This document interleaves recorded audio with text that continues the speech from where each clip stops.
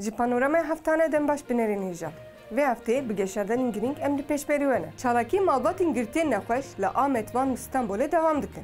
Li Amed û Vanê her roj malbat ji bo daxwazên xwe bînin zima li baroyên Amed û Vanê nobetê digirin û balê dikşînin ser rewşa girtiyên nexweş. Ji bo edaletê li vir rûniştine, em ji bo zargê xwe rûniştine, em barşê dixwazin.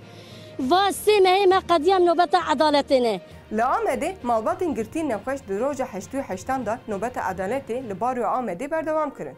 Malbatên ke heftê rojekî li dervê çalakî li dar dixin vê heftê jî li pêş Edliya Amedê çalakiya xwe li dar xistin.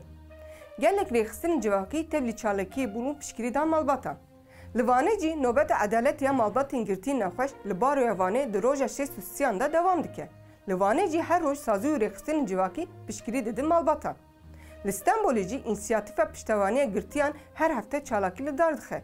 İnsiyatîfê bi daxwaza ji girtiyên nexweşa azadî li ber Edliyê Stenbolê ya Çağlayanê nobeta edaletê girt û xwestin girtiyên nexweş bê merdan.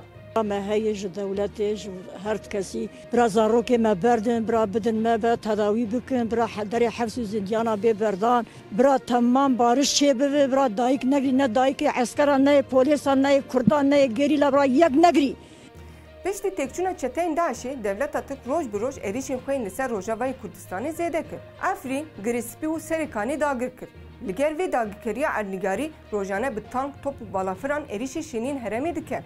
Herî davê di nehê Sibatê de devleta Tirk bi balafiran êrişê gundê Bohaneyê Rojavayê Amûdê bi wesaetekî xist. Di encama vê êrişê de zarokê bi navê Mihemed El-Kelahî 11 salî şehîd bû.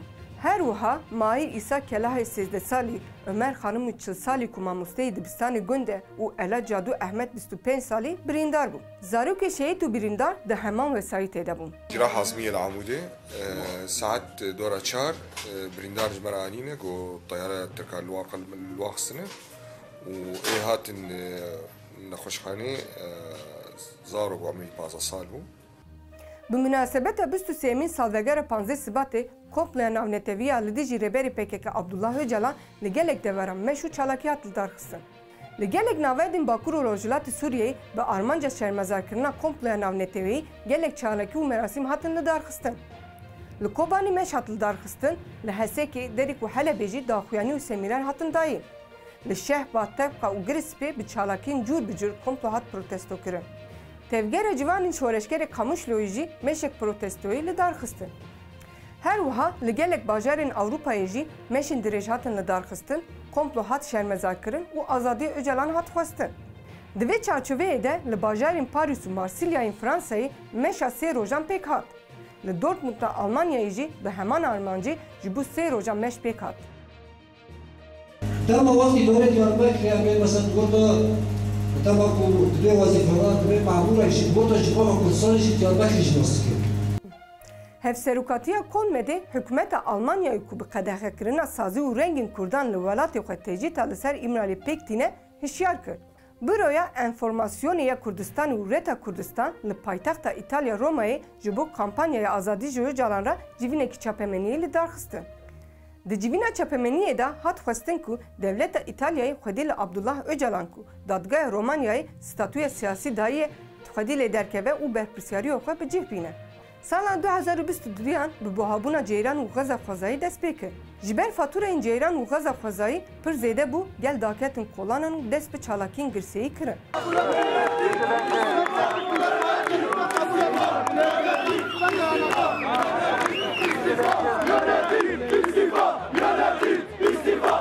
Di serî de li Bazîd, Gever, Koser, Hezek, Kleban, Şirnek, Derîk û gelek navendên din bi deh hezaran welatî daketin qadan û çalakiyên girseyî li dar xistin.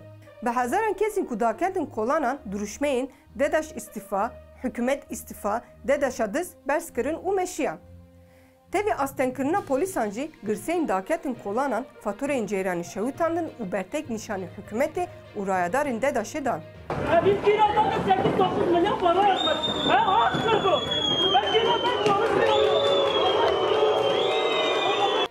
Belê binerên hêja, em hatin dawiya bernameya xwe.